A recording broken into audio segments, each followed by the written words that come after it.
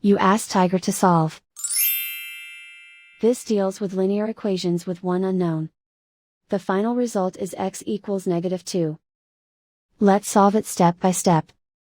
Group all constants on the right side of the equation. Add 2 to both sides.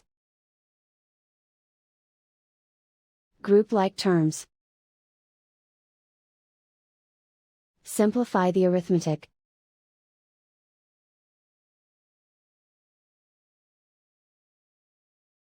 Isolate the x.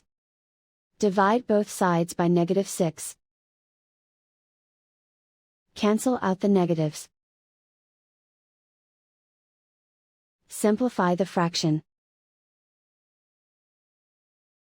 Move the negative sign from the denominator to the numerator. Find the greatest common factor of the numerator and denominator. Factor out and cancel the greatest common factor. And so the final result is x equals -2.